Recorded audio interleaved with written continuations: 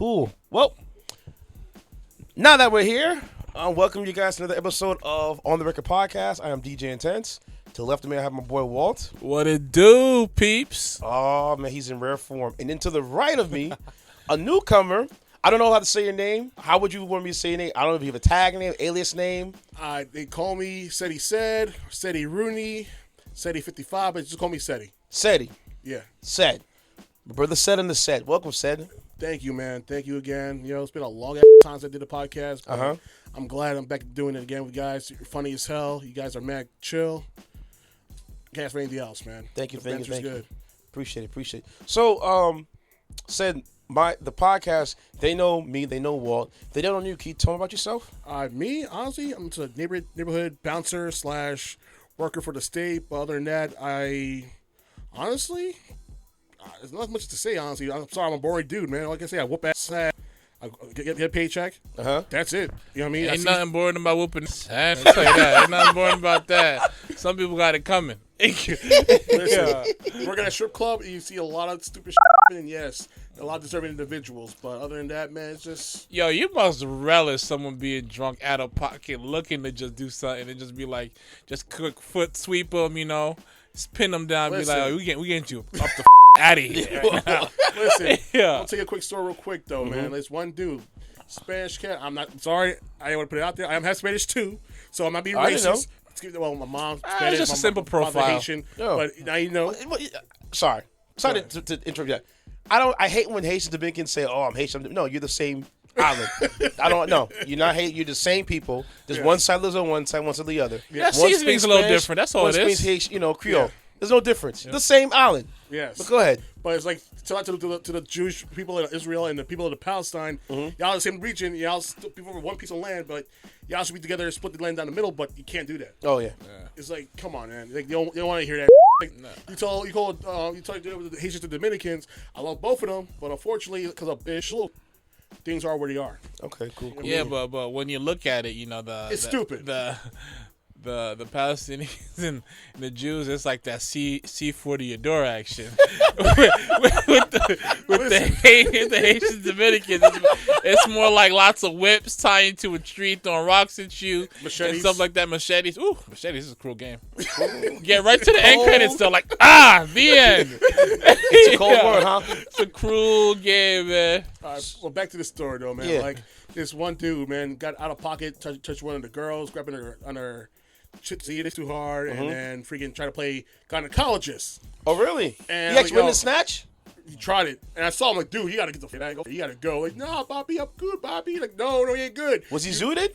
Dude was drunk off his ass. Oh man. Well, like, he was go hard. Like 5 shots of tequila in, he was done. Oh no. Lightweight, man. Like, dude, I do 12. I have no problem. This guy only did 5, and like, you know what I mean? And it's like, come on, dude, man, you can't be doing this shit. And my boy's like, yo, he's good. It's right. Like, he's good. Like, no, he ain't good. You gotta go. He tried to play gynecologist. You gotta get rocked, man. Yeah, true. You check him out, and they say no. It's like, yo, Bobby, he's good. Dude tried to grab my arm.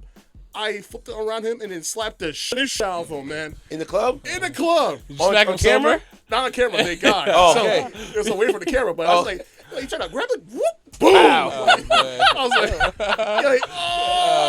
like, oh, shit. See? Like, yo, Poppy, I can hit you, Poppy. He punched the dude, his friend, Poppy, in the face. I'm like, what the heck was that? He's like, he be square in the jaw. I ate that. Like, yo, why are you doing this? I had to whoop your ass and his ass, and I want to go in, and then guess what happened? My manager and my other bouncers stopped me from going in and straight hulking out these motherfuckers. And it's the drunk friend, like, yo, you slapped me in the face. He tried to kick me right in the chest. I was like, that's it? The f***? Like, what? Like, why are you, like, why am I tearing you guys apart, man? Why are you not helping me fight these motherfuckers? Okay, no. You just sit there. Like, they try to hold me back so I won't get arrested, which I applaud him. Thank you, because I was ready to throw a chair to these guy's head, for real. Because this guy, like, dude was drunk off his ass, touched the girl in a way that she left the club, mind you. Oh, she left? She pretty much was there for like 5 minutes, all 5 minutes on her shift, and she left because of what happened. Oh, I would have told that friend, up now. You getting this 2-for-1 special to go. some real shit. Oh, no. You was good. trying to play peacemaker, but now you want to get now you about this action. Oh, it's gonna hurt. Yeah, so I see it. Yeah. And I was pissed. It's like, yo, let me do what I gotta do. Because listen, man, I ain't getting in a fight in a long time. I got out of the gym. I'm feeling good. I'm feeling great about life. I want to do something that I ain't done in a long time and whoop. You wanted to test your strength. Yes, exactly. It's been a long time. I need to practice. But unfortunately, my boss, being that he is, he want no drama, no police action, all that stuff. And I understand. So he held me back with the bouncer, and the two guys left. They left on their own? They left on their own, and they came back and forth waiting for their Uber. I'm like, why are you here? You really want me to whoop your ass? He goes, hey, we're waiting for Uber, Poppy. No, Poopy, no drama. We sorry. And he talked to the manager, and he's like, you know what? We good? And then he tried to dap me up like my boss said, dap him up. I am not trying to dap you up, homie. Like, yo, my boss said just dap him up. Keep the peace. Keep it moving. Like, hell no. I'd have took the dab right into a clothesline. I didn't dap like some Bradshaw ish. Bradshaw was me with the glue. The JBL? JBL, probably the illest clothesline ever in the business. Oh my God. You had no idea. Oh, I was man. like, dude, you have no idea. Like, I wanted to really go in, and then unfortunately because the other day we had a situation in which a patron who got too much in the bag drove off in his BMW. Dude hit me with his BMW. Oh what? In the chest. Like, he's driving an M5 BMW. Dude pulled out. Dude was off his ass drunk. Boom. Hit me in the chest with the freaking river mirror. Oh. And that shit blew for a week. My chest. And I was like, you got workman's comp for that? No workman's comp. Oh, come on. That's bullshit. I ate that. You know what? This is my boss. He give me extra. You get the election bread? Okay. Yeah. Right. And the guy came back. Yo, I'm sorry, man. Dude, pieced me off with a G. I was like, wow. Oh, shoot. That's what. You know what? I'm still pissed off at you because you hit me with a BMW. Yes. And I should have got it more. Exactly. I should like, dude, you could have given me at least 3,000-4,000, and I won't say the damn word. But now it's like, nah. My boss said, yo, he's on our hired clientele guys, so okay, sorry. Yeah.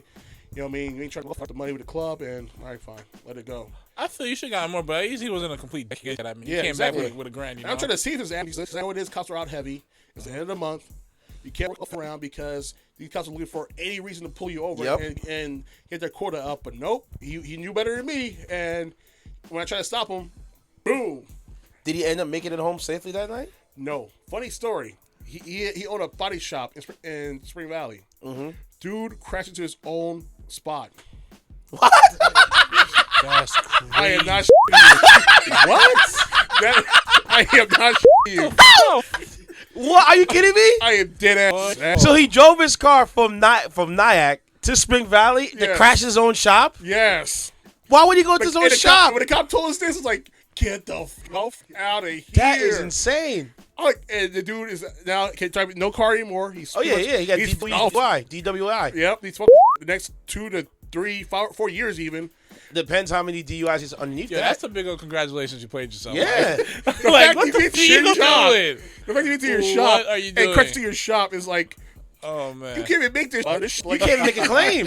Like, how could as the insurance? It's just I'm like, wait, so you drove into your own establishment?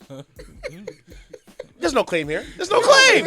There's no put a claim out. No, there's nothing we can do about that. You got paid out of pocket. Exactly. I'm sure you got the bread for it, but still, it's still embarrassing. It is embarrassing, dude. Listen. I tell you, I've seen some customers do some strange things in clubs, man.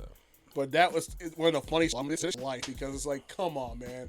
You made it all the way home. No cop stopped you, and you crashed into your own spot. Like, why did you just go home? He was feeling too invincible. You know when you got the glow, you got the lick in your system, late night, no cops around, ain't nobody trying to make quota right now. You just got to go bad a little bit, and then go bad. Kept up with him. The dude was in the bag because I remember he drank like a couple of shots of that $380 tequila.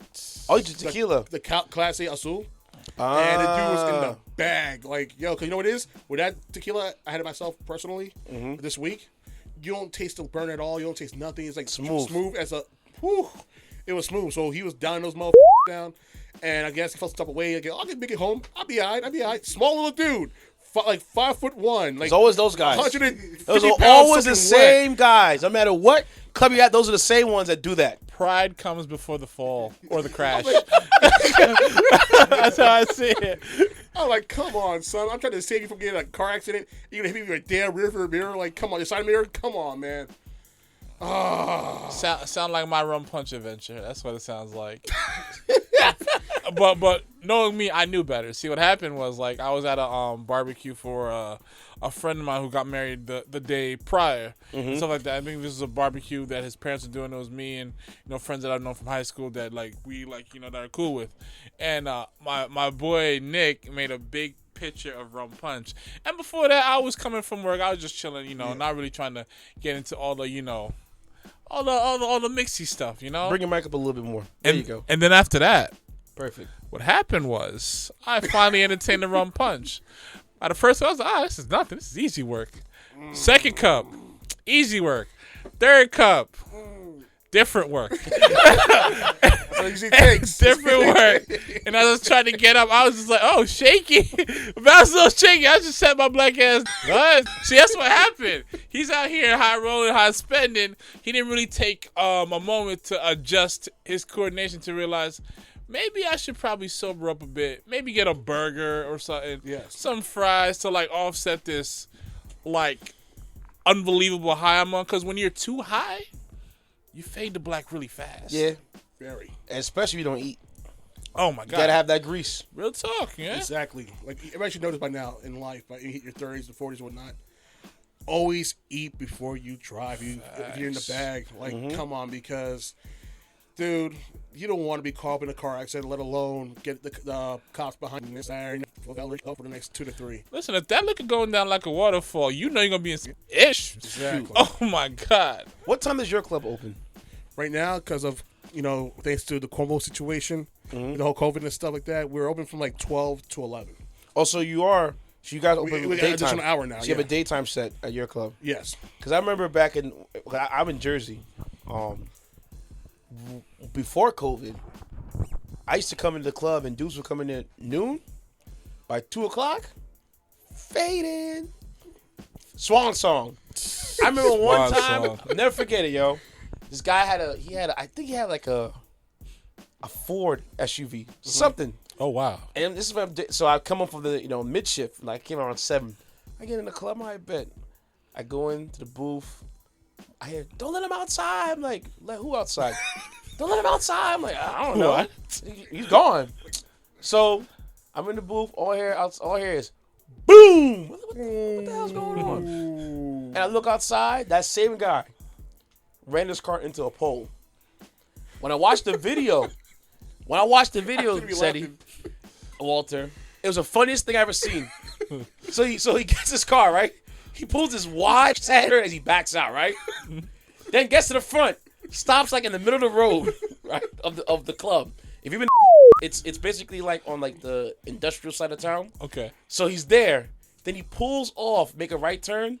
He's a wide turn, and when he wants to cut it back around, he drove his car right into the pole.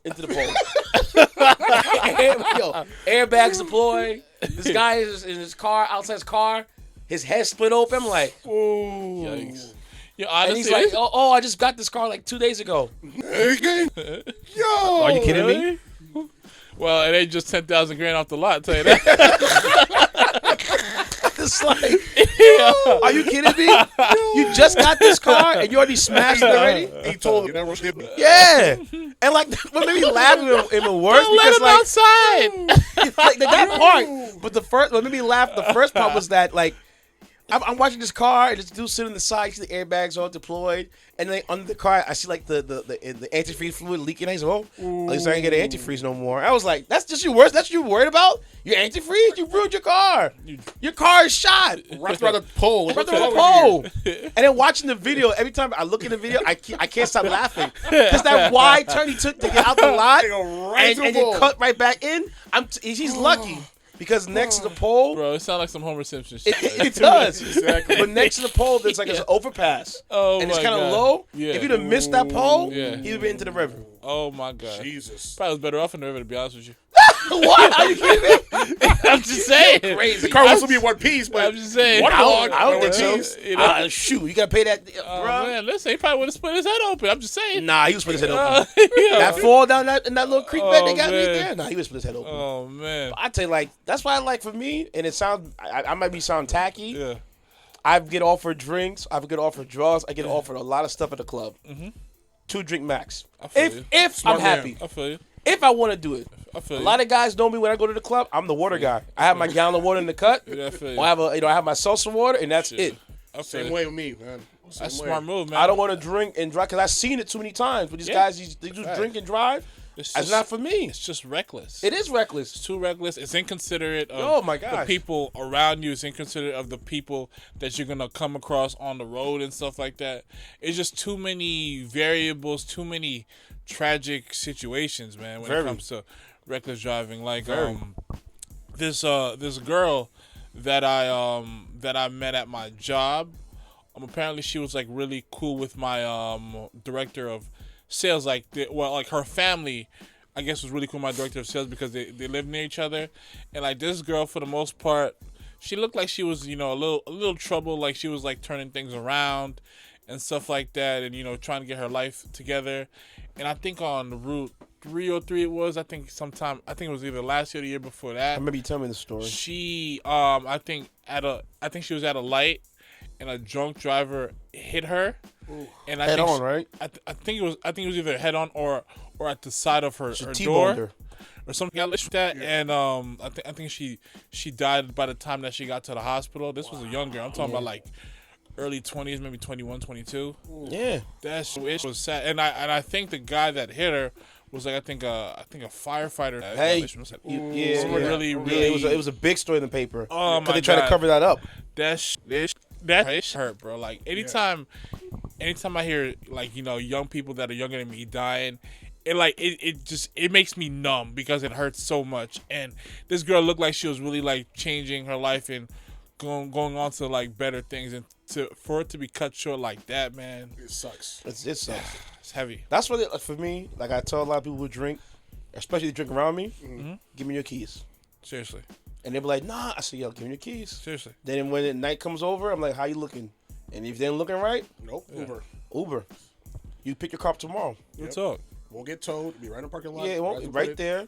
And that's the thing. Like I like about my club, if you know the patrons, they come in there a little too zooted and booted, security or staff or even myself, we'll send them an Uber to send them home. Yep. I remember I had one guy. He had the Jaguar, brand spanking new. This is before COVID. And this dude, I was like, how we gonna park your car? That's not like The convertible or I don't know what it was. Just it was spanking new.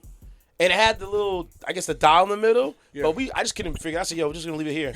Just we'll take your Uber." Yeah. And that was the last time I see this guy, you know. But when he comes through, he always comes through with respect, and you know. That's what's up. So that's one thing I appreciate that you know you do at your job, and my job too. I'm at security. I'm the DJ, but still just looking out, man. Well, respect is that's what we're respect, trying you to know? do, because at the end of the day, we don't want you to get hurt. True. We want to make sure you get home in one piece. True. And we don't need that extra attention. You know what I mean? That's just what it is, because, you know what I mean? Why get involved in something that we can be prevented? Amen. Seriously. I mean, Amen. Like, don't be mad at me when I'm trying to save you from that $10,000 bill, or God forbid, being laid out in the coffin. Yeah. Or or being in prison for like some like for an accident and stuff like Yeah. that, or losing your license because you hit somebody and that person died afterwards and stuff like that. I think there's just certain choices that it's not worth gambling with, whether it's like drunk driving or whether you feel like you need to protect yourself while going to a party, because it's just like, if you feel you need to protect yourself going to a party, maybe you should Go go. to a party. Yeah. If you're gonna get drunk and stuff like that, maybe you shouldn't drive. Yeah. It's just like, it's just common sense, and people just be flirting with this living on the edge type thing. Like it's like they're romanticizing it. It's just like, no, that's not cool. No, it's funny because I used to say, you can attest to that. Oh, yeah. CJ, you're not around the same age. Yeah, Back then, having a DWI, a DUI felt like a rite of passage. exactly. Nowadays, the younger generation, your generation, my brother, they know better. But we was like, nah, We're we we didn't care. Like, oh, word, you got DUI, cool. No, I don't want no DUI. That was one thing I could say. They thank God to my parents that I never came home with a DUI, or I may came home buzzed. Gotcha. But I know DUI though. Ditto. Same thing here. That. And being the fact that I have a Class B license, Yeah. you get popped, be DWI, you are federally stopped. Yeah. Because it's on your record forever, and no one's gonna hire you. Damn. When you're drunk, having that Class B license, and you have the DWI, no one will with you. But that makes me even think about these truck drivers who get in these accidents. Yeah. Like, that's your livelihood. Yeah. Why are you drinking? Doesn't make any sense to me. Like, you know what it is? It's just, unfortunately, I won't say it like this, common sense is not common Yeah. nowadays. Listen, we talk about a country in which we're 1 year removed from the whole situation with the Rona, and people don't want to wear their mask. Don't even get me started about that. Texas? Texas? Mississippi? Have you seen ATL right now? Dude, it's All-Star break weekend, and oh my, go ahead. Like, literally, there was a girl talking about how, like, some clubs are causing, like, $1,000 to get in the club. Oh, yeah. Listen, I better not And catch... dudes, and here's the worst thing about it. Dudes can't even get in. And they prepaid their price to get to the club. Well, that means... I seen the lineup on a Instagram page of all the people that will be in Atlanta. I saw 50 Cent. I saw Meek Mill. I seen... Who else? I seen Fabulous. I seen Jadakiss. All these cats at certain clubs starting from Thursday on to Sunday. And I can almost guarantee you, like, it's going to be packed to the brim. Of course. Every single club. Of course. The mom and pop club will be packed out to the brim. Well, Meek Mill's been in Atlanta for a while, just doing, goofy stuff. I mean... Oh, yeah. I mean, let's not go into that situation. I'm just pissed off at this dude. The kids with the water and stuff like that. The Kobe line and like straight jackass right now for that one. Honestly, man, like, listen. What happened with the kids in the water? Oh, you didn't know? Oh, you know what? We're gonna talk about this in the next segment. Let's take a break. And we'll come right back. On the Okay, podcast. Got you. We're back on the Rekord podcast. Before we left and we came on break, we came back. You were explaining the Meek Mill and water situation, and then we're going to elaborate on the Tekashi 6ix9ine situation. But Walt, can you explain the Meek Mill in the water? I didn't know. I heard of it, but I haven't been. I'm trying to focus on myself. What happened with that? Okay, so Meek has been in Atlanta for like a good while now. And this situation happened, I think a few months ago or something like that. So he's in Atlanta. I think he's in like a Rolls Royce Phantom. Really, just out here flossing and stuff like that. To his credit, he's earned that money. You can do what you want with it. Mm-hmm. Yeah. But so I think he's at a light or a lighter intersection, and he happens to know these kids selling water and stuff like that, and so he wants to partake and buy water from them. So it's like I think about maybe 5 or 8 of them. He decides to give them a $20 bill for the waters and tells them to split that 20 among themselves. And he's like, and he's like it's a $20. He's like, that's a $20 bill. Stuff like that. I think it was like 5 to 8 people, something like that. But my whole thing is like, this could have been just hearsay if Meek wasn't recording him. He recorded himself doing that? See, this is the goofiness I'm talking. Oh my God! This Why? is the goofiness I'm talking about. Granted, people are entitled to do what they want with their money, but these kids are out here really hustling and selling water and stuff like that. If in my situation, if I was in his situation, I'd have been like, listen, give me all that water and like give them kids a cool, I don't know, maybe a cool maybe $600, $700 if I'm being generous, or $100 or $200. Yeah, exactly. And then okay, that's fair. That's more reasonable. Maybe not over the top, but like I'm just saying. And then you guys just split that among yourselves and stuff like that. Even if you like because my whole thing is like these kids is hungry. They see what they see in you is hope. Mm-hmm. And stuff like that, and you giving them a $20 bill, and you're rolling in like some kind of like I think $400,000 car. Facts, mind you, $1 car interior. And my thing is like you out here recording yourself doing this for the gram and stuff like that. It's crazy. And when flexing goes wrong, I guess. And this is, I'm sorry. And this is my thing. Like, No, that's called balling on a budget. That's what it's called. my thing is, if you was real, my thing is like, I just don't believe it was sincere because of the way he was recording it. You was better off not recording it. exactly. Was it on IG Live or just? I don't know if it was on his IG story. I don't think it was an IG Live. I think this was a video he recorded and then he eventually posted. I don't know who would who Why would would he post that though? I don't know. Why does he always get caught in some goofiness like that? This is what I'm talking Like, about. my Like, dude, you know, you're driving a Rolls Royce. Minimum starting price is $150K for a Rolls Royce or a Bentley. He could have leased it though. We don't know that. Good point, touche. Good point. he could have leased it, but at the end of the day, you're Meek It's Mill. optics. It's true. Yeah. You're beyond just a rapper from Philly. Like you represent them dudes that you recorded, that you were saying like, here's a 20, split it and something like that. Like, come on, really? Like, it's super corny. Like, dude, you from Philly. You are on the block just like them. You were hustling just like them. You were in the same struggle just like them. And for you to even downplay it and just try to flex for the gram, like, oh, here, I'm doing good for the kids. I'm buying older water for $20. Like, dude, you could easily done, you know what? Get in the car. Let's go to Foot Locker. I get some gear.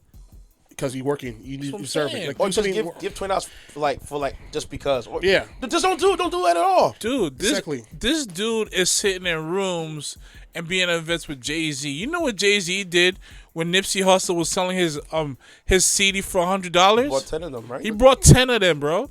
Yeah, For $100 more. No, he bought more, about 100. I'm he sorry. dropped 10 G's. Yeah. He bought 100 of them, and this dude was selling them at $100. Dude, I bought one of those albums of Crenshaw, and it was worth the money, honestly, because something like that, Nipsey Hussle was a hell of an artist. It was worth the money. So, you Support know, from the ground up. like he saw a dude putting his time and effort and resources in, and be like, "This is quality issue. I'm gonna support that." Exactly. You know, and you're around this against, and that's what you're doing to those kids. Like, that's a super L right there, man, for doing something like that.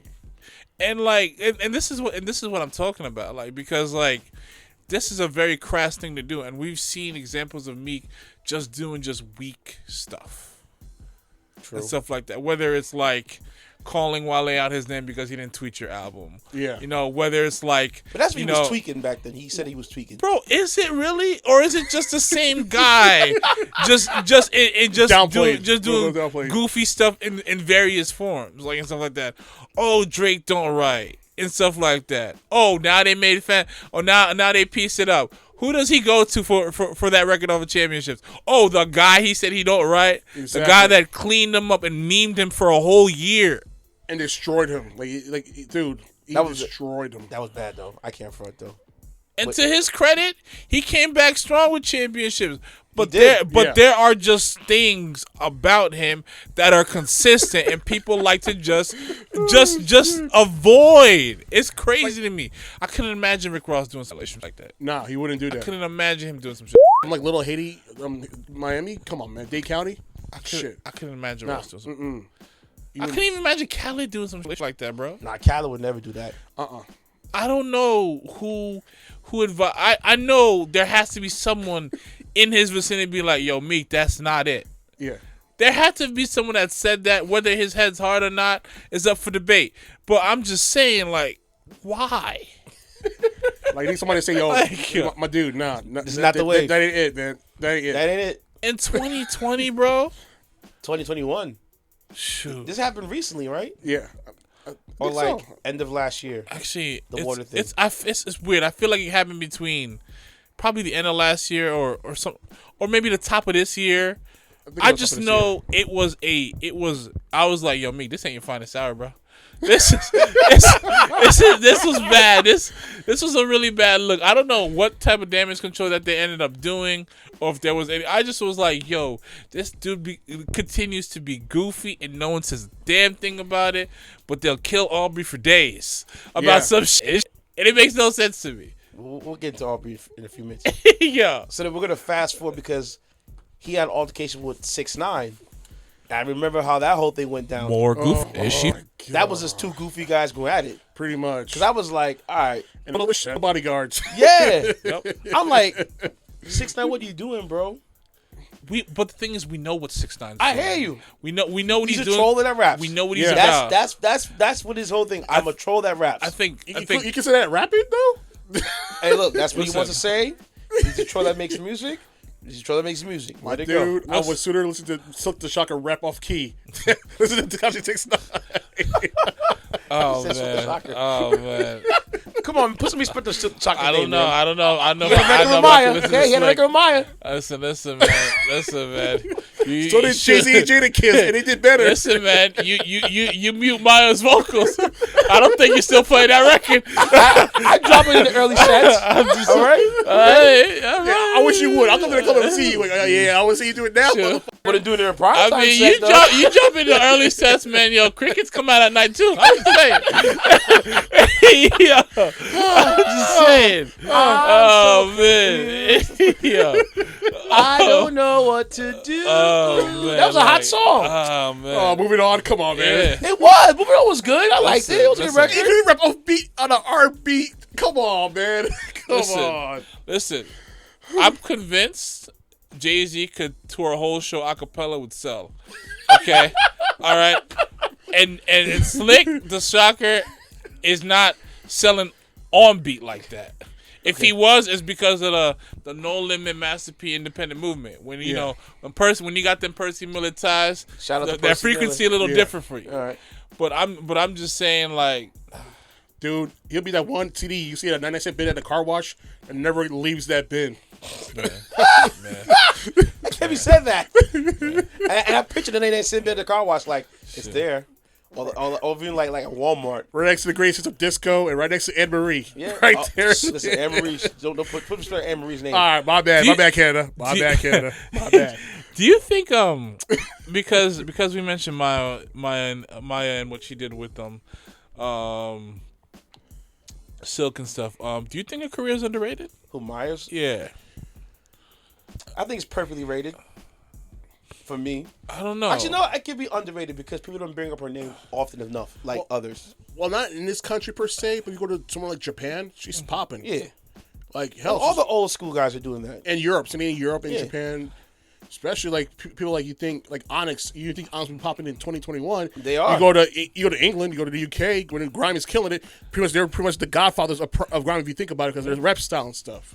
But I mean that's a fair point. But I say that because she was a part of big records with like marquee rappers or artists and stuff like that. From like from records with Hove, records with Silk because of Jadakiss, that the No Limit movement and stuff like that. Yeah. But also the Lady Marmalade record with her, Christina Aguilera, and Little Kim and them and stuff like that, and Pink, and it's just like this. I mean, she isn't like. I feel like maybe she didn't have the degree of artistry or maybe penmanship.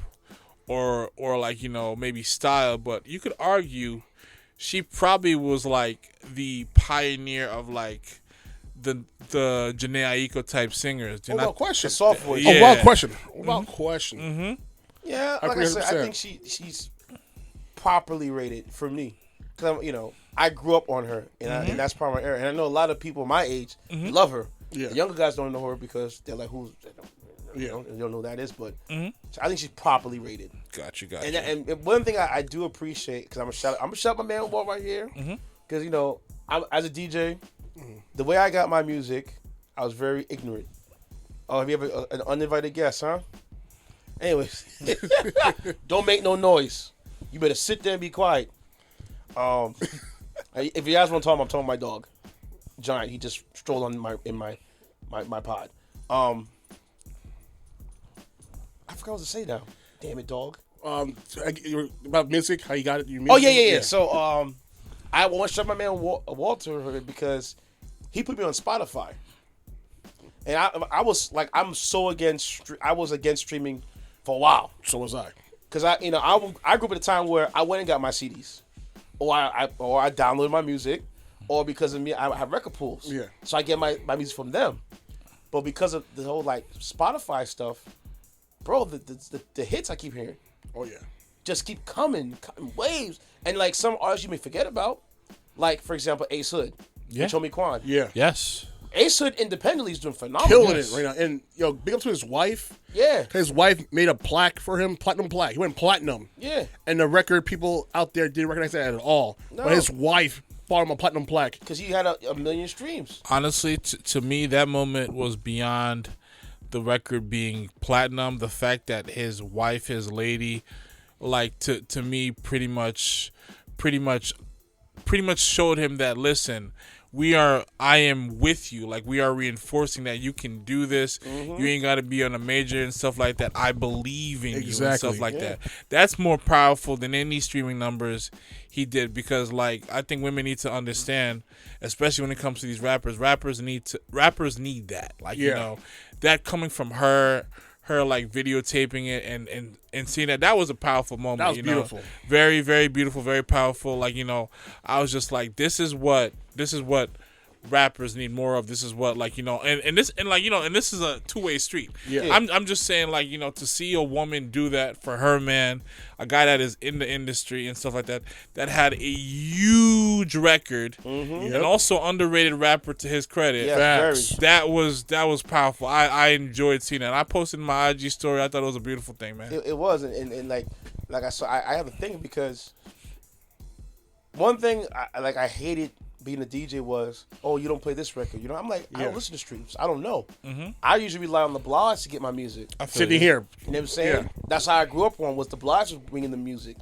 And because of, the music and the blogs fighting back and forth, I missed out a lot.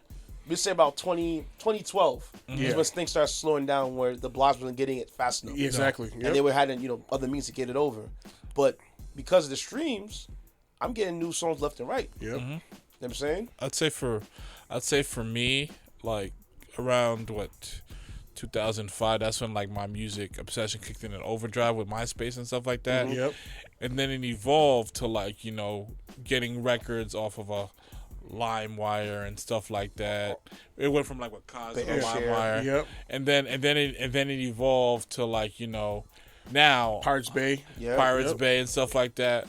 And it got to a point where I was getting so good at it where I could just find a zip file and just upload it on my iTunes at any given time. Still, you can do that. Exactly. And stuff like that that. hasn't changed. That's still, you can still do that. And what you're saying with the blogs, I was looking around so many blogs and stuff like that, and some of the times I was looking for, like, new tunes, remixes, mashups, and I was also looking for consistencies as far as that one project I keep seeing on various blogs.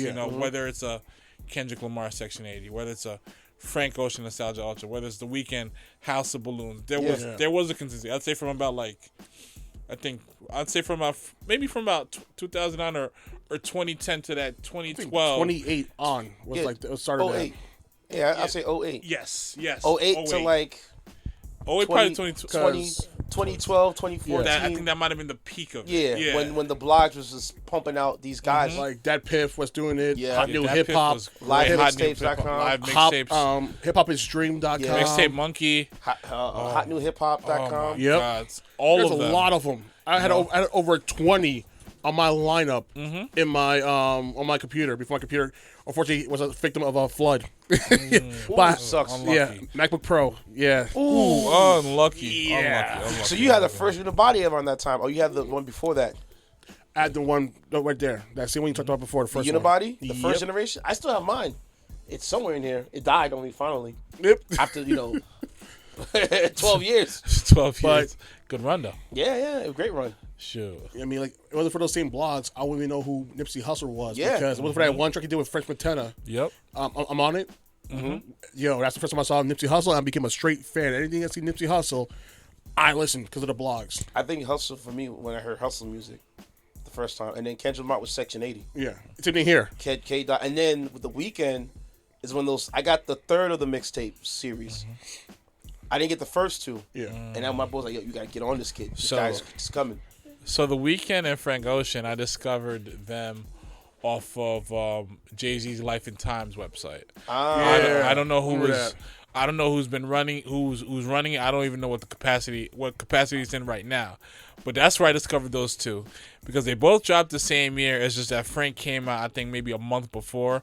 I think the Weeknd's anniversary of House of Balloons is coming up, I think, sometime this upcoming week. Yeah. Okay. It's gonna be like what 10 years since it 10 dropped? years. Really? Yeah. 10 years? Yes. For the Weeknd? Came out Yeah. 2011, yeah. Nostalgia Ultra for Frank came out was 10 years last month. Yeah, it was. Yeah. You know, it's so funny. People don't know his first artist name was Lonnie B. Rex. Lonnie Brew. Lonnie Brew, yeah. Yep. And he changed it to Frank Ocean, yeah. Yeah. Funny fact. He has a collection of like songs I guess he was writing for the artist called the Lonnie Brew like mixtapes or collection and something like that. Mm-hmm. And some of those songs he was writing for different people. I think one of the records he wrote was for John Legend, Quickly, off of his Revolver album, which is my favorite John Legend album. Mm-hmm. Another one was called I think Scared of Being Beautiful, something like that. That Brandy ultimately took for one of her projects. I felt like Frank's version was better. Yeah, it's awesome like that though. Honestly, like with that project, he just showed you like where he can go with it. But nowadays, he's a more actually I can't even say nowadays. He's probably always been like that, but he just wanted to, earn his chops as a songwriter and get in the door. So I respect that. Mm-hmm. He's a avant-garde type artist. Like there are things that about him may come across unusual as far as how he moves, but I think he loves what he does, but he's not gonna do something he's felt he's done already. Yeah. Sure. So I respect that. I wish there was more output, but I respect the fact that like I'm gonna move on my own accord. I'm gonna push it out when I want to push it out. Versus you trying to microwave it for me and be like, oh, this is hot. Like I can respect that because look what happened with someone like Jay Electronica. Yes. I know him since 2004 when he put out Exhibit A, I think it was at that time, 2004, 2005. And he didn't put an album out until like 2020. And now it's still considered a mixtape. Bro, I don't even count that as his first album. And some people call it a mixtape because it's pretty much like a duet album between him and Jay-Z. That's exactly what it is. That's exactly what it was. It wasn't his project. It felt like it was him and Jay-Z going bar for bar. Yeah. So I don't look at it as Jay Electronica's only project. I just look at it as a mixtape. To me. That's what it is, in my opinion, because it is.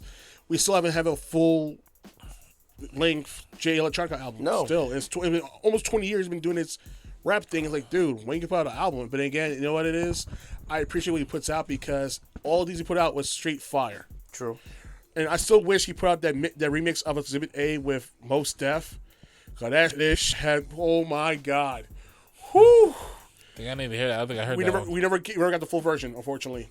I remember hearing it the first time on Shade 45. I think it was on the DJ Green Lantern show. Mm-hmm. I think it was. I heard bits of parts of it like, yo, when we get the full version. 2021. No. We didn't get it yet. We got Exhibit C. We have the other songs, but we never got Exhibit B. Exhibit C. I have Exhibit A and I have Exhibit C. What this project he did with Hove reinforced with me when it comes to Jay Electronica is how much of an enigmatic artist he is. Oh yeah, without question. Because like you see a guy who's very talented. You see a guy who could rap his hat off and stuff like that. Really rap. Yeah. Really gets you thinking, putting food for thought. Very, very thoughtful with his words and everything like that. Oh, yeah. And could do a lot of great things. Like to me, I think his raps could be beyond hip hop, where I could see him doing records with artists. I think people would never see him. Like I could see him doing records with like the Gorillaz. I could see him doing joints with even this band, like it's more of like an indie pop influence band called Vampire Weekend. I can see that and stuff like that. I could see him doing a lot of things, but my thing is like, I don't think he's trying to be an artist in the sense of where like I'm putting out stuff all the time. Yeah, he's trying to sort of be like an artist as a hobby.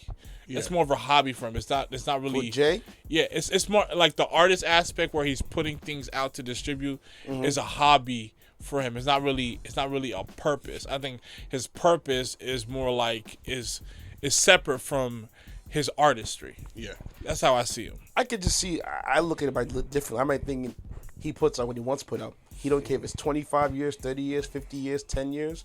I'll put out what I want to put out. Yeah. I respect it. But as a fan, as a hip hop head, it's disappointing. It is disappointing. It might annoy you. You see a guy who could rap to that degree, and in my opinion, who brings the best out of Jay-Z lyrically when they do records. Yeah. Oh yeah. From Shiny Suit Theory, which is an incredible record to me. To freaking Even Though We Made It remix when they got on that.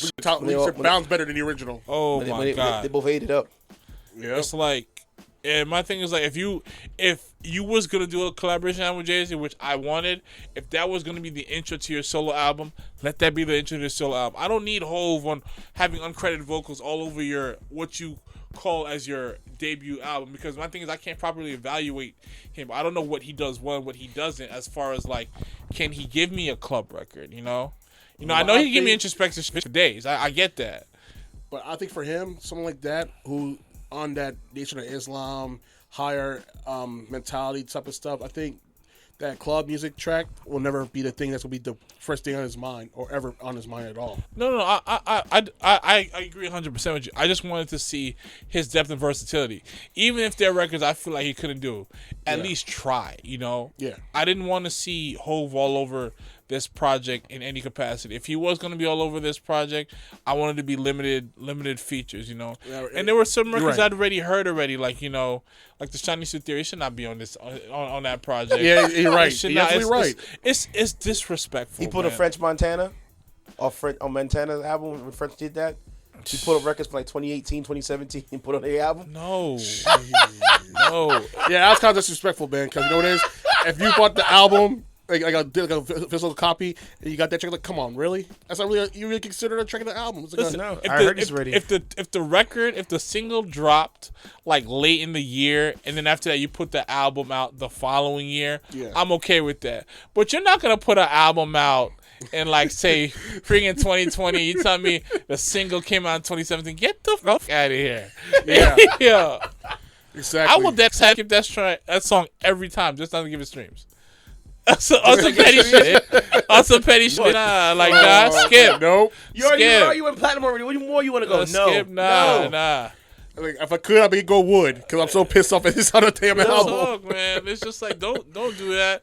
And I just feel like, again, there are rappers who treat rap as a hobby and they have a different purpose. Yeah. I think he's one of those guys. Like when we hear his raps, especially when he's talking about shrines and being in Oaxaca, Mexico, I think it was. Yeah. It's like a timestamp of certain places he's been, as opposed to like it's a timestamp, but he's also saying like I'm in artist mode. Yeah. He's not really like that. When you see Jay Electronica is involved in stuff that has nothing to do with music half the time. Like he had some exactly, relationship with a Rothstein. Like I don't like you know The daughter of the Rothschilds, right? yeah, I said Rothschilds. I'm sorry, not Rothstein, Rothschilds. He did? Yeah, he Yes. did. He want the granddaughter of a Rothschild. No, That is not music. Like I'm talking like these, like those. When you hear last names like that, you think of people like who are like running the world type. Like that to me is not rap. Like there's like it's like this person is doing graffiti and Jay Electronica's on Wall Street. It's just different. It's just different. I don't get it, but it is what it is. What's the end game here? Real talk. Yeah. I don't get it. I didn't know that. Yeah, man. You looked at. I'm just like, yo. Well, Rothschild, I'm just are you like, cool with this? I'm like, oh, if you signed this thing, you know what this is into. Yeah. Like, y'all better watch this, boy. You're gonna disappear. It's crazy. You might disappear, man. You never know. It's crazy. Not to say like, I could see why, here's a little Johnson. I mean, she's alright and stuff like that, but it's just like. But wasn't he dealing with Erykah Badu? He was. Listen, they was all dealing with Erykah Badu. Yeah. Yo. Yeah, it's true. Oh, come on. Put some respect on her name. I'm saying it with respect. I'm sorry.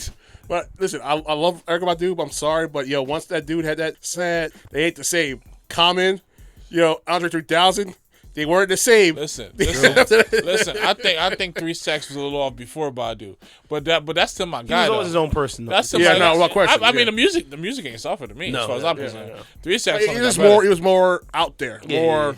He was so from the beginning. You know what it out is. there. You know how like if you could dance and you probably luck up and meet J-Lo, you're in. Okay, sort of like Erykah. If you got an L16, Yeah. and you got a dope mind, you're in. Yeah. That's it.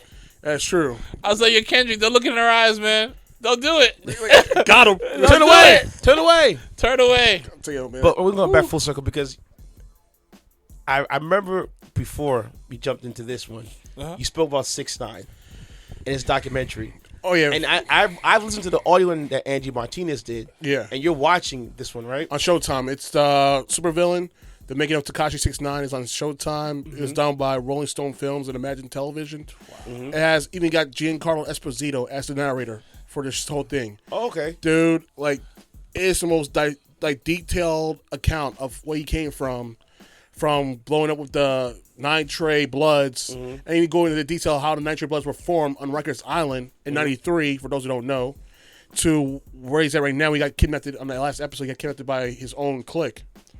And it goes in, like it goes to the people who involved, like the people who interviewed him, the people who were former members of the gang, his baby moms. So they really go deep. Yes, because I remember I heard the way that I learned about 6ix9ine through the whole story.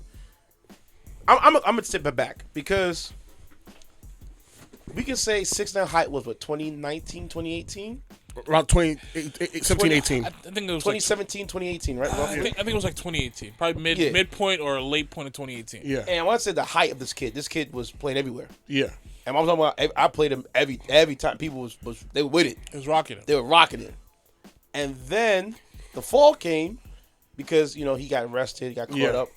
And then when the snitch part came out, if I played his record, I would have got beat up. That you just kick for that. I would have got a like people would.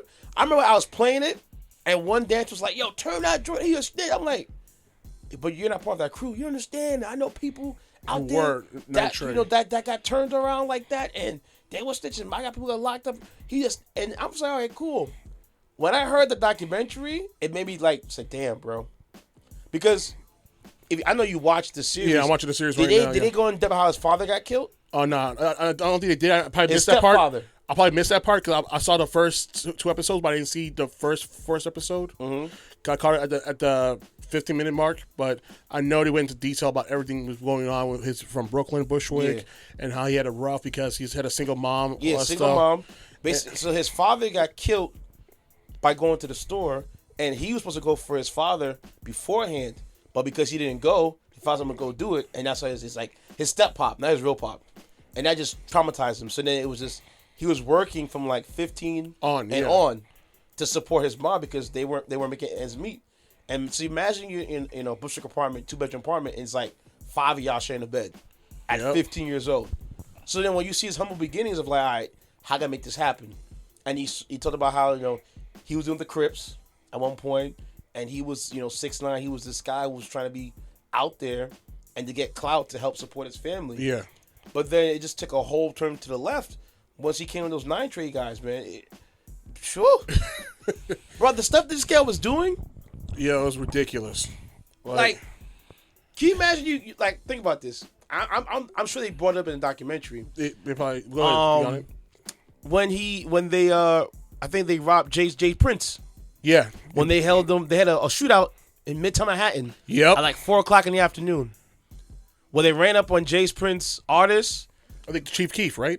No, that was something different. Or Casanova. Casanova, that was before that. Damn, how many you been through? he was about to start like Jay Prince is what's his name?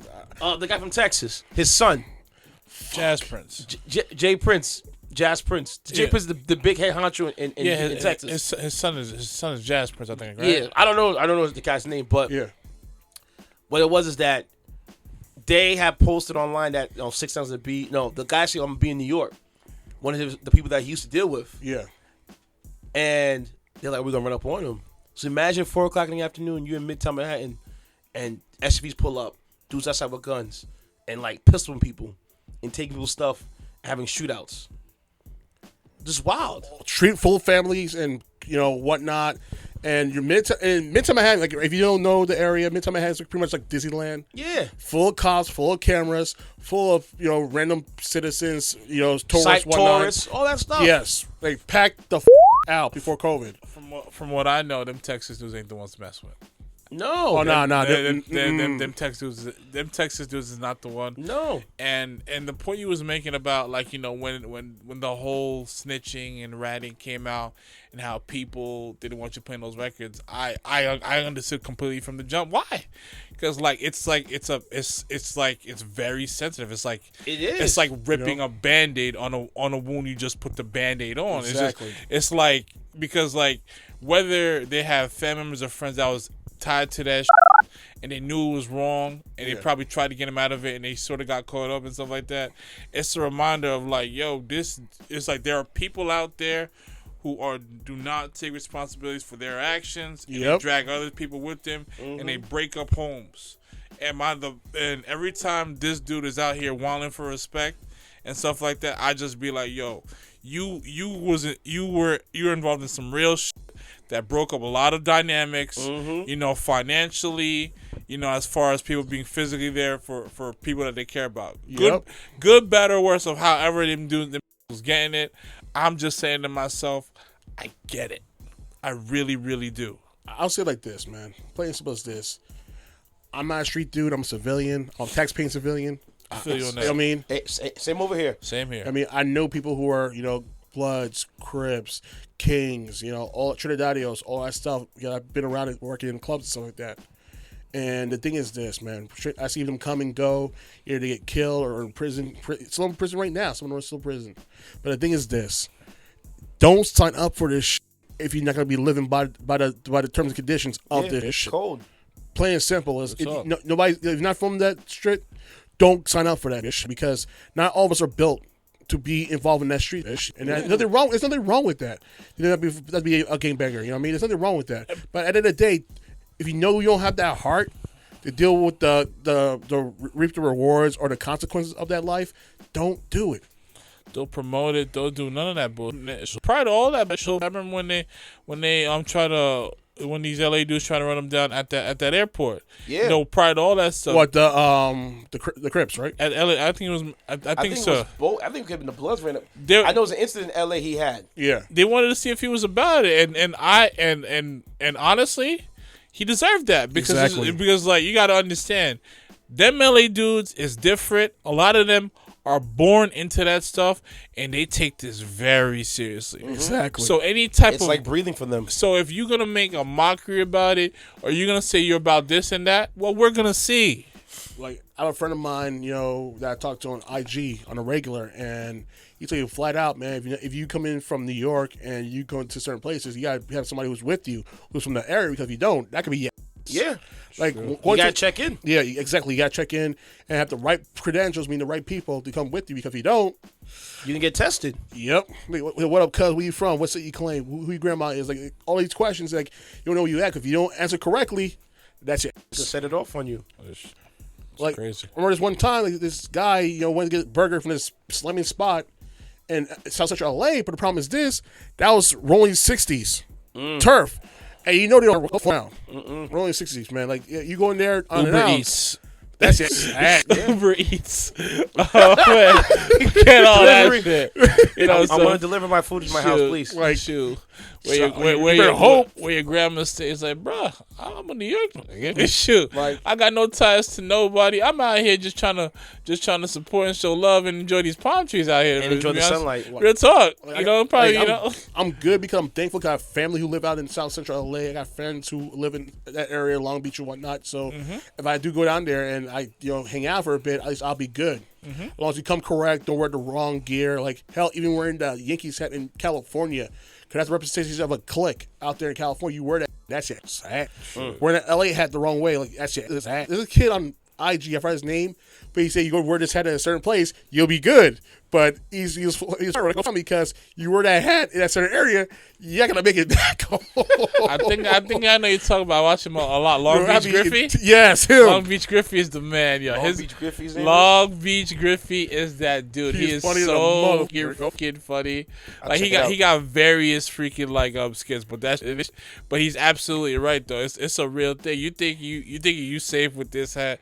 Next thing you know, that represents this and that and stuff like that. Or the Astros, especially with the Astros hat. Woo! I don't know. That's why I don't wear hats. No, listen. That's why I say you're going to. Listen, I'm going to LA this year. If I do go this year, I'm wearing about blank New Era fitteds, black, white, blue. That's it. No teams, no company, nothing. Because I ain't trying to get shot out here because. Just again, don't play out there. Like, it's a wild, wild west in Cali, and that's for a reason they call that shit. Because they will test your gin or, full your holes quick. I think I would just want to go both Southern Cali and Northern. Well, I've been in Northern Cal. I was in the Bay Area for my man's wedding and all that stuff. It was beautiful. It was amazing. What's up, man. But the mentality is so different from the Bay. When you go to like California, like to South Central LA, all that stuff is a different set. Because when I went to Northern California, I wore he had no problem, no issue. They seem more chill, than like LA dudes and stuff like that. It's sort of like us in Rockland versus like City Cats, where the pace and the frequency is different, but at the same time, if that shit goes down, it's what goes down. Yeah. You know. Oh, yeah. And back to like Houston, 'cause I remember one time, I'm not sure you watch that show on FX right now, the Underground Kings of Hip Hop. I did watch it, man. Dude, that dude who runs Houston or Detroit. Yeah. If you don't check in, you don't get it. I think his name is Trick. Yeah. If you don't check in, he'll shut you down. And he'll ask Rick Ross that. Yeah, he did. They explained about that. It's funny that you brought up that show. And that's Detroit. My bad, that's Detroit though. I didn't know Waka Flocka's mom was so heavy in the game like that. Oh yeah.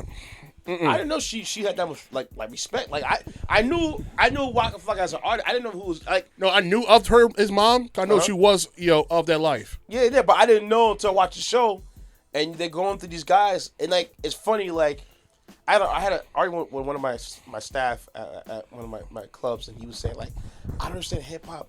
Why does this hip hop still got so much gang? Because you don't understand how they're all intertwined. Exactly. A lot of these guys, they got up because they went to the gang member's house and they front them the cash. Yep.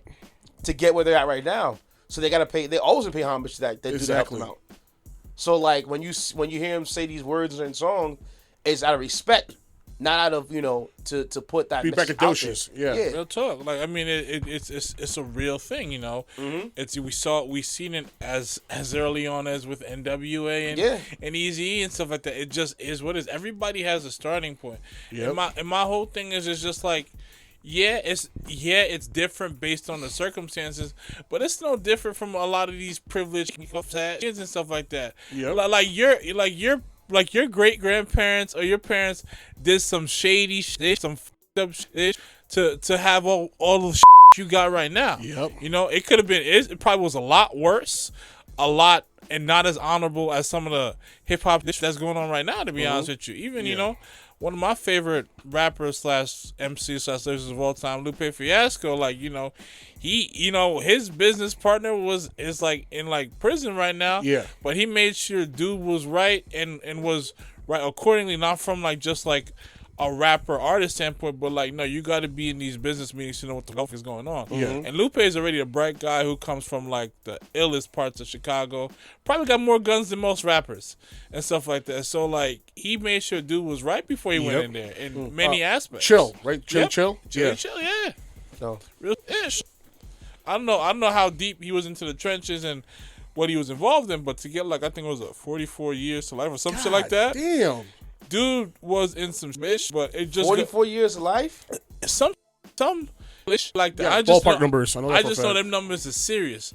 But my whole thing is there are dudes that are into some serious shit, but OGs like him saw again Lupe along with his parents, where if I could do anything to put this kid in a position to win, regardless of what my this shit is going on, I'm gonna do that, Yeah. So this narrative, all these OGs is all bad. It's no.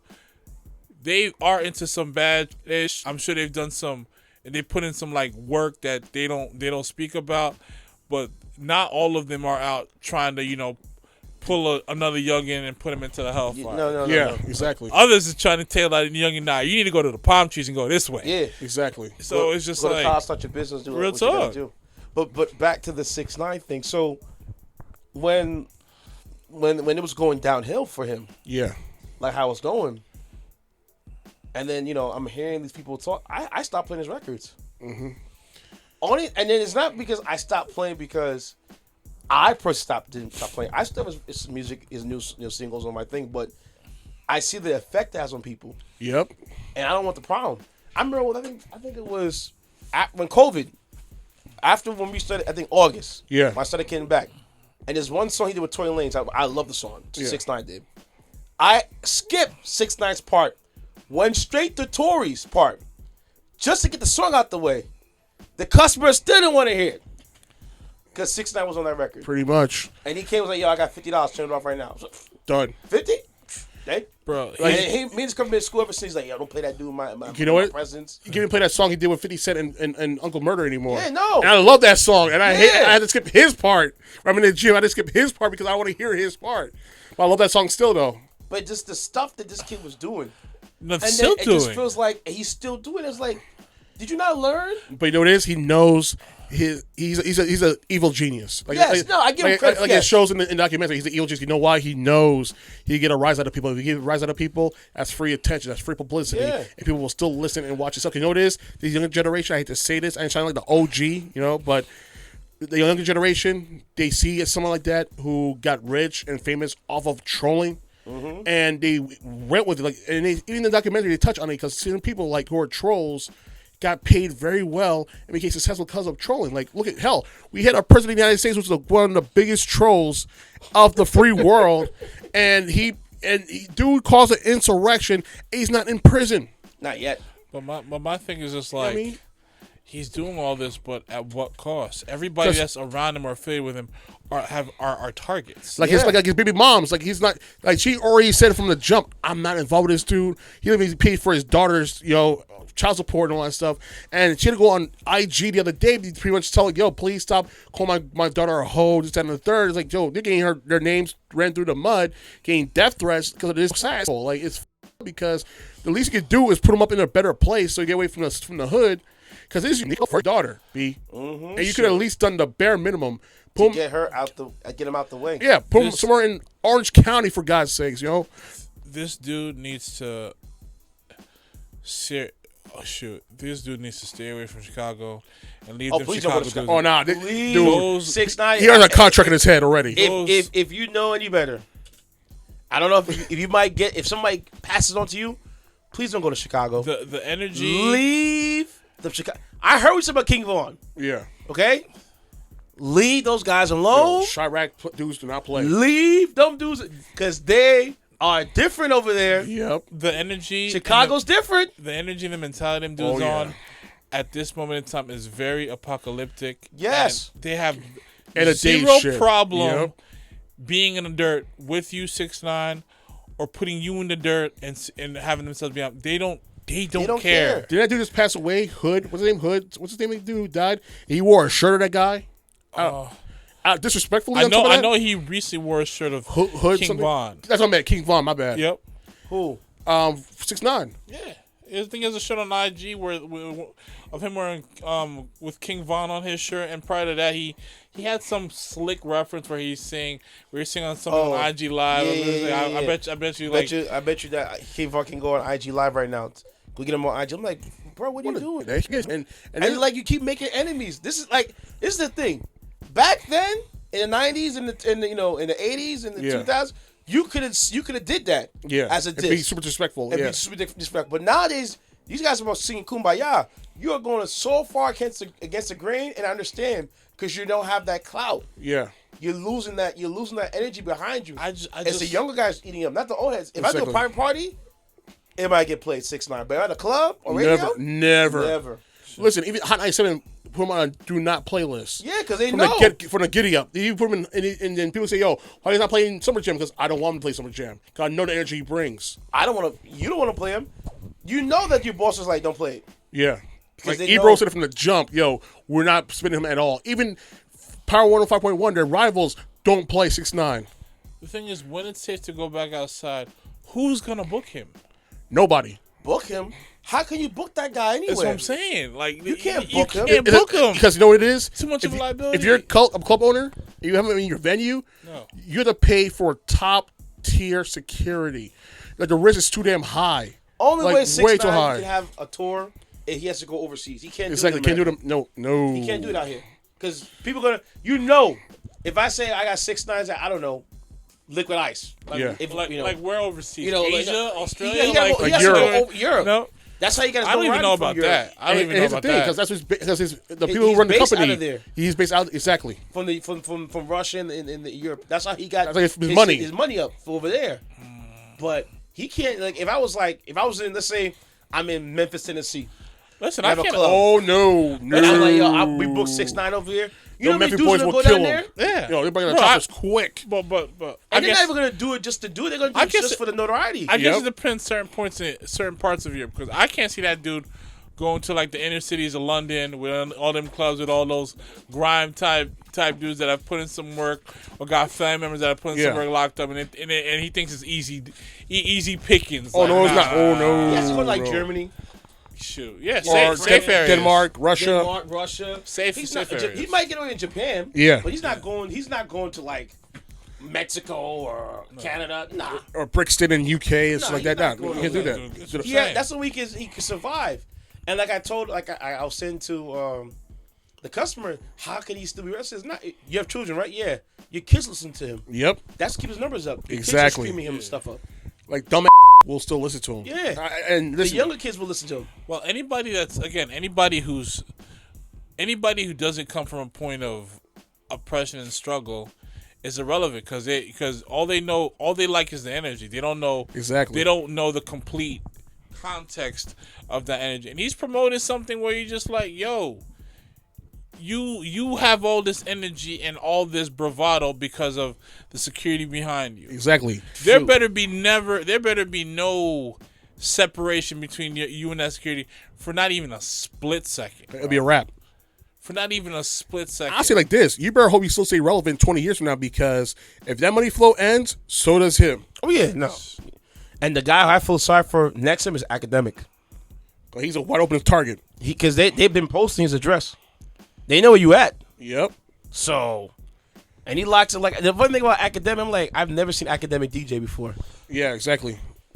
I think he only DJ in college-ish, and then that was it. And then he just started doing the whole flat TV-ish, and then look what happened.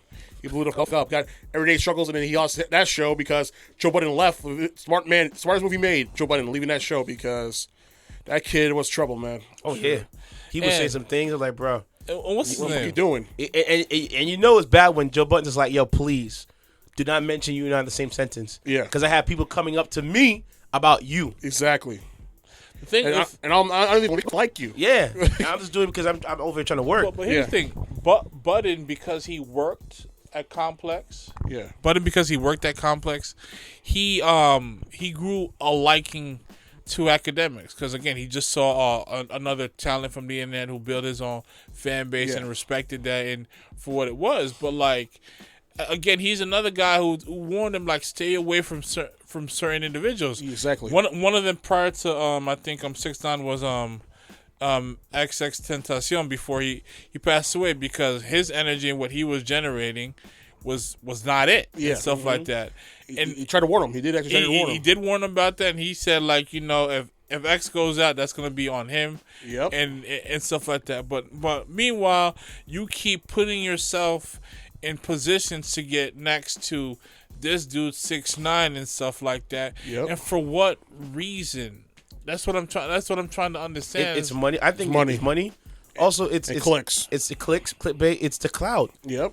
These new guys are doing these cloud things is ridiculous. I think I remember I heard a story about a Mexican guy, a kid who was like 15, 16, whatever, and he was all about going viral. And this kid was being in clubs, drinking, snorting coke, doing kind of crazy stuff. And he's in Mexico.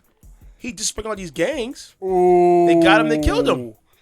I remember that story. Like this one thing you don't do in Mexico, you'll never talk shit about a gang member or bring some ill will towards a certain set of drug dealers and shit. Yeah. They'll kill you and your family. Yeah, they killed this kid. Mind you, you're 15 years old. You're doing stuff to be viral, and you died young. Lit up, For what? full of bullets. It's crazy. I remember even singers in Mexico who was talking about that whole narco situation. The narco. I forget the type of singers they're called, But narco singers, one guy, famous narco singer, I think I knew you're talking about and he was killed. in the club, right? Yep. When he got past the envelope It or was a told, message. do not play this song. Yeah, And yeah, he played yeah, that yeah. same song, and he was singing it, and he looking at the stage as killers, and you see me sweating bullets, and then later that night, pop, done. crazy. Listen, man, you think people here in this United States, the gang members and all that stuff are crazy motherfuckers? Go down to the south border, man. See what happens. Go to Juarez, Mexico. Go to those cities, man. Chetumal, Guadalajara. See what happens. I'm just trying to stay in the resorts. Enjoy the all-inclusive, and I'll be all right. Real talk. I ain't rocking the boat. I ain't messing with gangster dude's girl. He's calling me poppy, and nah, I'm cool. I'm good over here. That's your puppy right there. And I'm looking at the starting squad, and I'm cool. I'm a tourist. I'm a taxpaying citizen. Real talk. Facts. I'll tell you straight up, man. Quick story. Me and my family went to Belize, and we went to Mexico, and we crossed over to Guadalajara and went to Chetumal. Mm-hmm. And it was a beautiful country, part of Mexico, very nice, very low-key. It was cool. We had food, we went shopping, and they didn't even bother us. Like, this was like during the infancy of the narco state in Mexico. Mm-hmm. And it was so cool. It was so chill. Like, oh, we're in Mexico. Okay, cool. We started learning Spanish, get the food, enjoy the culture, and it was you didn't think nothing much of it. But now, looking back now, it's like 20 plus years later, it's like I can never do what I did when I was a kid in Chetumal and Guadalajara ever, because if I do, it's a wrap. They're gonna kidnap you. They'll kidnap my ass, and I'll be and me being a black man getting to do this shit to help my ass. Nope. Like, oh. This is dollar signs. Yep. Like, man, I'm gonna tell them flat out. I'm gonna say in Spanish, I'm a black man from America. They don't give a fuck about me, so don't even think about kidnapping my ass. Please, Leave don't. alone. Yeah. That white man right there, go get him. He got money. He got money. They'll pay his ransom. He's gonna be like, oh, bye. Real talk. Like, areas like country like Mexico, you really gotta know how to roll, who you rolling with, areas you're gonna be in. It's like it's serious. And learning Spanish is key. Facts. Please. Even now. Say it again. Learning Spanish is key. Yo, my Spanish. people, Babbel is only $30 every 3 months. I'm doing it myself. I'm learning Spanish because I have to, because now it's a whole different era. You have to learn Spanish, man, because what part you step in, what situation you get into, you have to learn Spanish. Yeah. Not to be like anything, but just it's a good weapon to have, to know what's going on, to pick up on words so you won't put yourself in a bad situation. Amen. That's a fact. Like, shoot, I definitely gotta get to that. I gotta get to Spanish. I want to be polished in French. Maybe Italian. You're halfway there though. True, but like your Creole's on par. It's impeccable. It's cool, but like but the French is more, I guess, more more grammatically correct, but also it's a more refined. Like, it's a beautiful language. It rolls on the tongue nicely.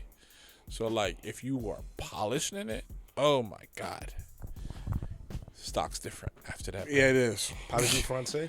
It's different after that. Different. I failed that class. Straight up and down. Well, back to the whole Tekashi thing, though. Because here's the thing, man. If you get a chance to watch that documentary, I think it's every Sunday night on Showtime. They show it after, I think, Shameless, I'm not sure. But trust me, watch it. It's as detailed as it gets. I'll definitely check that out. I'll check it out. The podcast as well. I got to listen to it as well, because it was on Angie Martinez was narrating that podcast. That's the same one tied to the show, right? I don't think it was tied. It was before. This podcast came out before he got out of jail. Oh, wow. So it was like last 2019-ish. And the thing is, people understand, and I'm gonna bring another person to the mix, Bobby Shmurda. Oh, yeah. And I'm going to say this right now. People's like, why are people so celebrating Bobby Shmurda? Because here's the thing. If you're not from the era, you're not from the city, you're not from Jersey, PA, Boston, whatever the area you're from, or any hood, here's the thing we understand is, one thing we know is this. You don't rat on those you do dirt with. There you go. Amen. And that's key to earning respect and everything on the streets. I know the streets is nothing to be glamorized about, but reality is this. To take the punishment and stand tall for your peoples is very admirable. Very admirable. They said, I think Bobby would have had a reduced year. And he took if he spoke, and then Roddy then would have went up. Yep, and he refused to do it. And before because they all said no, and they all got the same years and all did their time together. Yep. Roddy got out, and then Roddy got out first, and then Bobby came out with last week, like a month, like last week. Yeah, no, but it was like a month. It was like a month. Felt like a month. Yeah, it was like because I thought Bobby was to get out end of this year. Yeah, he got out early. I'm not gonna lie to you, as with Bobby, him getting out, I felt like every time I heard he was getting out and didn't get out, I just got worried something might happen. Yeah, exactly. Same thing. I don't know what it was. I was just like, yo, when is this kid getting out? Like it's time. Make it happen. You know. I think it's crazy that Computers was 2014. Yeah, and it still gets played today, and it still goes off hard. Yep. Like it's it gets first coming out. And I've been telling people, listen, Roddy's out, Bobby's right behind him. As an artist, you better hit the foot to ground, because if you do not, you're gonna miss out. You're gonna miss out, and you're gonna be lost in the sauce. Because we've been waiting for it, and you see Roddy's in the studio heavy. Yep. Those 2 tracks he just did recently, the one with is it Redo, and he did one with Nav. Shout out to Nav. Yeah, killed it. Oh yeah. So I'm like, he ain't slowing down. Exactly. 'Cause you know what it is? People were waiting. Yeah, a long time. We've been waiting, and people will stay committed. People will stay loyal. Even the 3 girls, it's part that killed me the most. Girls were pissed off because he had 3 white girls. But those are the ones who held him down. I was like, where were you at when he was in prison? Yeah, they held him down. And they kept in contact. Exactly. He pretty much rewarded them for their loyalty. See, that's the one thing. Keyword, kids. Loyalty. And that's another thing. That's another thing I can't stand when it comes to. And I love and I adore my black women, but like there comes to a point where like y'all can't have this cake and eat it too. Y'all can't watch these other women marry these white dudes, and it's like, oh, get this queen, that's all you. And then when dude is with like a girl that don't look like you, all of a sudden it's like, oh, look at them selling out and stuff like that. No, that's none of your concern. That's none of your business. You don't even know how they make. You don't even know if it's just because she's white or something like that. Maybe it's because that's just another good person that he just makes sense with, you know? Exactly. And I know women who don't watch The Best Man because of Tay Diggs, because Tay Diggs was married to a white woman before, I think. Wasn't that woman who sent a song from Frozen? I know. Adina Menzel? Yeah, he was? Yeah, he was married to her. I think he has a child with her and stuff like that. And people, and I know friends, I ain't gonna put them on blast, but I know friends who wouldn't watch The Best Man because of that. Like, are you for real? Like, listen, at the end of the day, we have one life. If you find somebody who you love, I don't care if it's of our race, of another race, or hell, if it's the same sex, just be happy. Listen, I'm gonna say like this, like my friend once said, who you need to feel make me come. There you go. Facts. So why are you interested in who's on my head? There you go. I'm saying, like, that's, why, if you're gonna like, this, I'm not gonna lose sleep over. My biggest thing is like, because you had a bad experience with trying to go with somebody on your race, don't shit on men from your race. Don't shit on black women from your race and stuff like that. I think I recall Serena saying some shit like that, and she did not get that kind of energy that a man would have gotten. Like, But let me get something for a guy. Michael Strahan married a white woman. Yeah. And then when he divorced that woman, see, that's what you get. That's what you get for marrying a white woman. Like, really? Really? Man, divorces happen every day. Russell Wilson was with a white girl before. Yeah. He got with Sierra. That's what I'm saying. Yeah. Shit happens. That white woman Strahan divorce could have easily been a black woman. And it didn't work out. Like, it's like, that's it's not my business. I would never hear about people and like things like that nature. It's not my business. Even with Kanye, even and Kim, like, that's my business. See, unfortunately, I'm gonna be that hypocrite right now because know what it is, man. Because that woman killed more black souls than the U.S. government. Because that woman, every time a brother gets involved with her, I'm sorry. Like, you ever saw in Greek mythology those sirens who would draw men to their doom? Yeah. That sad was a siren call and brought dudes to her dude. Every Kardashian woman brought a brother in the mix, and somehow that brother got worse. The only person who got really to the brink of death was Lamar Odom because he became a crackhead because of Chloe. No. I'm not giving that. I'm not putting that on the Kardashians. These men already had demons. Kanye has been unhinged for a very long time. You know, since his mother died. Oh yeah, I said the same thing. Before Kim, way before Kim, he's been unhinged and stuff like that. And for the most part, like I can't really, we all know that's it's still a paparazzi driven type industry that they're in, and a lot of that they like pretty much have that thing about them that's part of their issue. But at the same time, Kim's out here freeing black men. I really got no smoke for her, to be honest with you. Okay, so you know what? I apologize. I'm just saying, my bad. It's a big thing. You're right though, because out of the 4 years of the dealt with Trump, she actually brought some good out of that situation because she freed a lot of people from prison. Because all these sisters could come from her and stuff like that, but at the end of the day, is your influence freeing black men? That's what you really got to ask yourself. Yeah. Are you going to Donald Trump talking about prison reform? How many of y'all doing that? That's all I'm saying. Like, how much I hate Trump. I'll give Kim her credit where it's deserved because she, with her friends, put in that work. And freed a lot of dudes and a lot of girls. I know. Nobody's mentioning her team by name, but the fact is that her influence, her power, her star power help that team is getting a lot of dudes who was wrongfully convicted for lack of evidence or lack of counsel free. Amen. Did she free that woman who killed her pimp? I think Cynthia Brown. Yeah. Cynthia Brown. Yeah. I don't know. I don't know if she was part of that. If she was, more power to her. But I'm happy that girl got free. Yeah, because she didn't deserve no prison time at all because it was self-defense. What happened to her? Definitely was.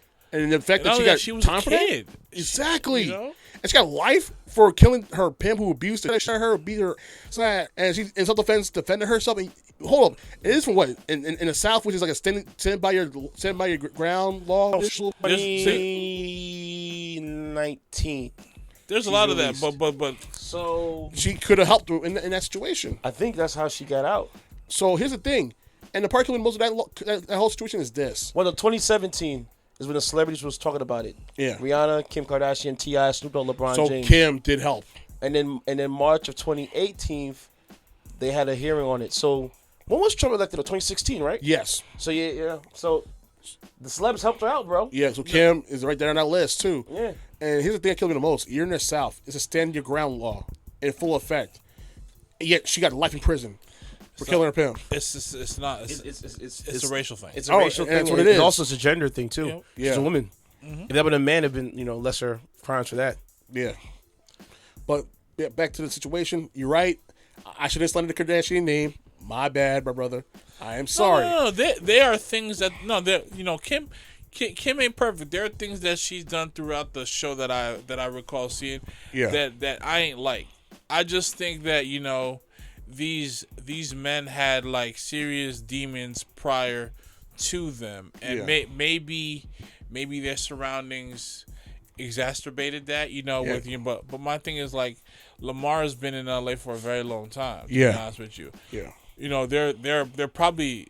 I'm sure there were things that he was into that wasn't getting much visibility before his relationship with Chloe that he was doing. Yeah. And for the most part, I could safely say Chloe held it down, even to the point where they were no longer intimate and loving in that way.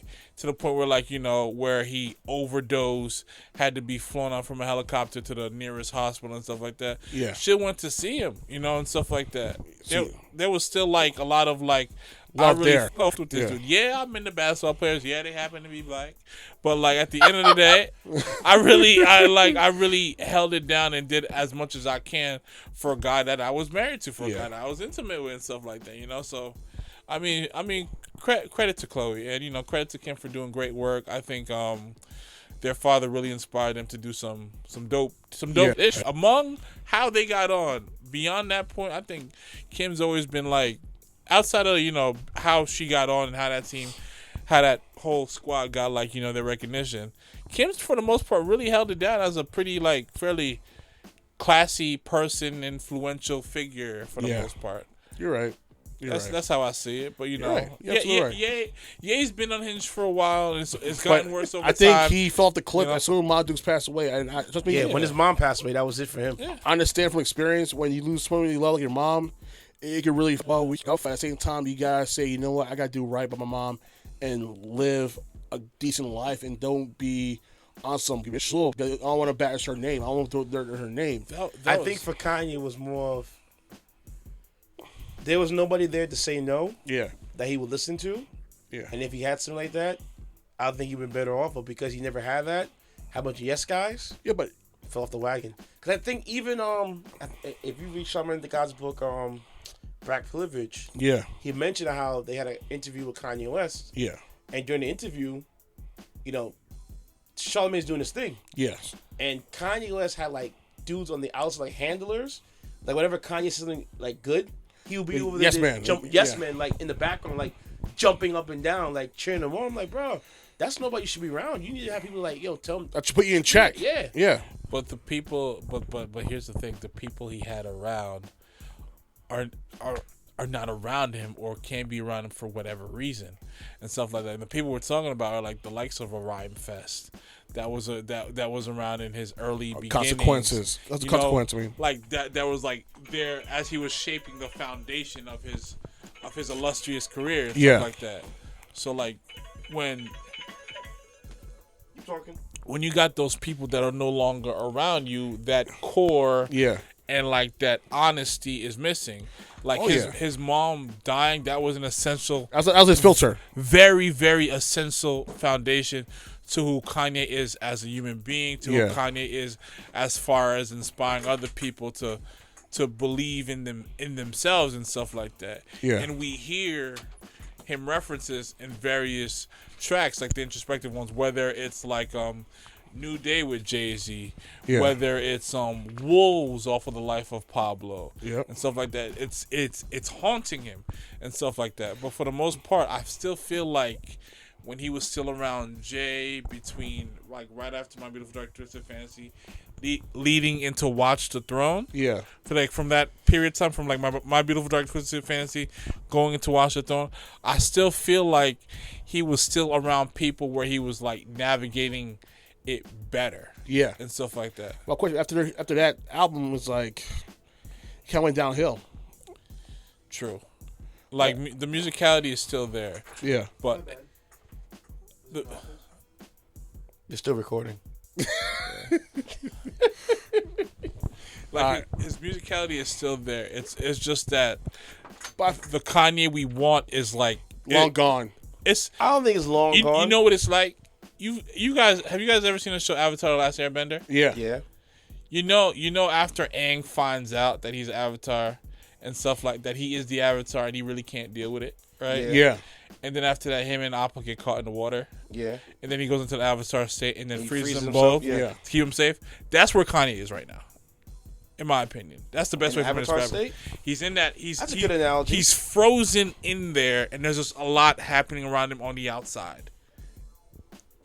That's how I see it. And you know what it is? I'll be honest with you. My first album I bought in a long time was the first one, The College Dropout.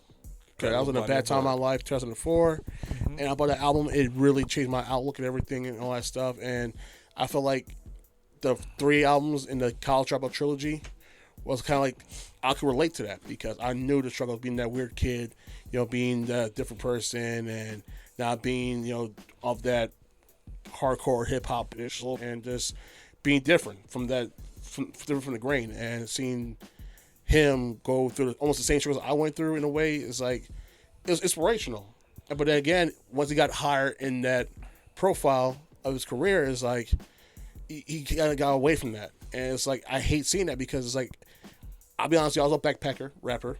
Fan. I mean, I went to Talib Kweli concerts. I went to Mos Def concerts. That's dope. I went to a lot of clubs in the city when I had a chance to. Took that first bus and get hit out right to the city to see those concerts. A lot of artists that are not around today and they're underground, independent. That real that gun bang bang cars, visual hip hop, and era was yeah. Wiz Khalifa. Yeah. Those guys. Okay. Like, those are the guys I actually fell with, and those are the people I loved, and it's like, Kanye was part of that. You know, I remember that cover of Double XL magazine. You had Dead Prez, Mos Def, Kanye West with Dave Chappelle on the cover, and that was like my whole like early aughts. You know, those guys is like, yo, was making it awesome. My college years awesome.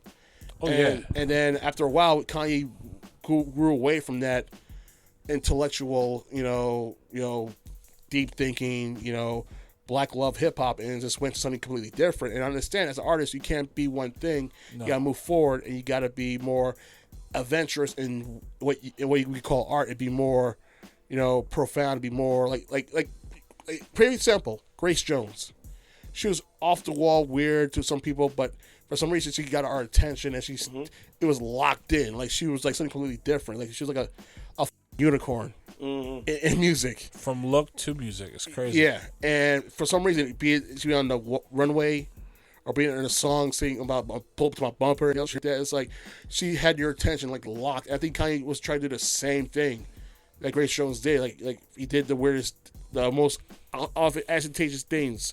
Like, look what happened to the song Runway, my Black Twisted Fantasy. Yeah.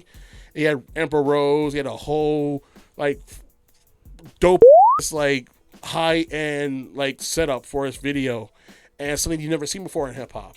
Never seen it before in hip-hop. No. The closest thing I've seen in hip-hop was like Slick Rick rocking that mink coat in that video, Teenage Love, and or you in Teenage Love. Wow. Or Jay-Z, you know, and Hey Poppy driving that, you know, being in the back of a Bentley with Pam Anderson and that girl from VIP. It's like, crazy. Those are some of the stuff that I've seen that are like classy as hell. Or the Firm Biz video with Nas, AZ, and Foxy Brown. That was classy as hell. Like, those are the classics before I see Runway. And now something you put it in the MoMA Museum and put on repeat, and I would consider that art straight up and down. Like, man, I feel you on that. I mean, when I think about Kanye, I always be like, yo, hip hop was all the way around me pre-Kanye, but yeah, the moment I really, really fell in love with it was his All Falls Down record, like. That Johnson. Yeah, that record. Originally Lauryn Hill, God. but for some reason it didn't work out. Her verse, because I'm sure she wanted all the publishing, but like, but like, yeah, it was off of it was off the record off her MTV Unplugged, which I'm sure were just full of great ideas. Yeah, it's the sample of Mystery of Iniquity. Yeah, that he used, and you know, I guess Kanye stumbled upon the CD. He's like, let me borrow this for a second, and he made that beautiful record, and he had Selena Johnson's vocals, and she killed it. And she killed it. And no disrespect to Selena Johnson, because she killed it. Oh, for sure. And like, but the overall, what he was just talking about, and like the video and everything, self-consciousness, and it was just beautiful. Just beautiful record. The fact that he pretty much put it out there for all of us to hear, that we all go through. Like, we all listen. Without me, I'll be tripping down. If I'm gonna go out, I'm gonna have at least $50 in my pocket. I'm at least gonna have, be presentable, because you know what's gonna happen. Be clean, wear cologne, be presentable, because I don't want to look like a poo butt. Yep. Like, everybody has that point of being self-conscious, because you don't want to look a certain way and be deemed, undesirable or for sure, unworthy in society, American society as a whole. For sure. And Kanye was the first one to admit it. Like, yo, I will drop $1,000 or so on this something that I really don't need, just to flex on people, to show that I am worth something. Just stunt. Yeah, and it's true. Like, I can't go outside without rocking some fresh Air Force Ones or a throwback jersey. And he was saying it point blank, like, yo, we were all like that at the time. It's weird, because like his influence on me is like, because like I have the college dropout, I have late registration, I have graduation, physical copies. Yeah, physical. I have 808s physical, my beautiful Dark Twisted Fantasy physical copy. I think I have Yeezus. I just don't have the others, like the Life of Pablo in a physical capacity. I'll be honest with you, I don't. After Watch the Throne, I didn't fuck with him because I didn't like Yeezus. Life of Pablo, I'll admit to it, I liked it, but I didn't fuck with it to the point that I was willing to buy the album. He said I liked all his work. He said something very interesting. I think my Dark Twisted Fantasy was the one that I was like, woo. Yeah. That was his best one, in my personal opinion. That was his best work. Especially the sample he got with Smokey Robinson. How you flip that? Off of Devil in a New Dress? Yes. Gotcha. Oh boy, And I was like, how? how you do it? How did you Exactly. figure those two parts to go like that Yeah. on the song? So he co-produced that record, but he was the main producer on that record. Yeah, He co-produced it with Mike Dean. They added things like the part with the guitar and stuff that was on Mike Dean. The riff, thing. yeah. But the overall like body of the record, Was him? it was Bink. Bink produced that beat. Oh, Bink. Yeah, Bink produced that beat. And shout out to Bink because I don't think he gets enough love He out doesn't here. get enough respect. Because like honestly, Just and Kanye deserve to be celebrated for revitalizing sampling in an era where it was mainly driven by Swiss and Timbo off, with the keyboard thing, and synth driven and stuff like that. But Bink had a significant role in the blueprint as well. You could say Kanye set the tone with the records that he brought to the forefront, but Bink was very important. Like some of my favorite records over the blueprint has Bink's fingerprints on it. fingerprints. Whether it's The Ruler's Back, whether it's All I Need, which Favorite was my track, All I Need. Oh my God, what a record! My man. My Man.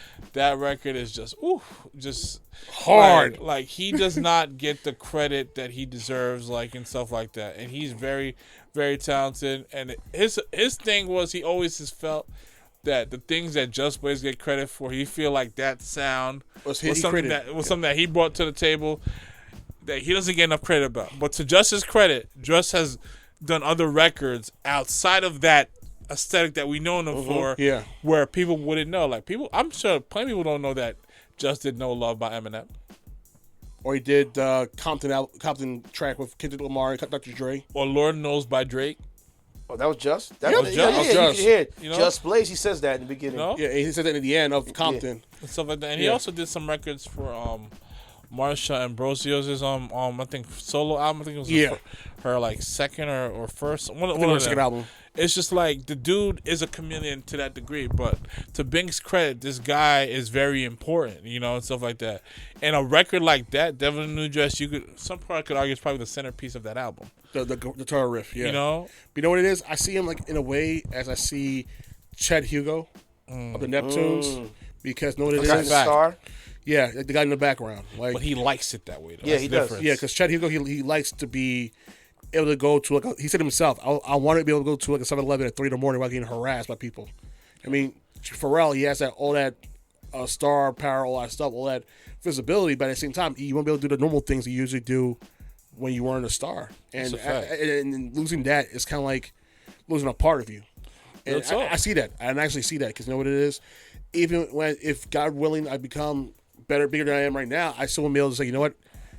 I want to get a 20 ounce of Sprite. I want to go to 7-Eleven at 4 in the morning, no problem, while somebody harassing me. And I see where he came from because you know what it is?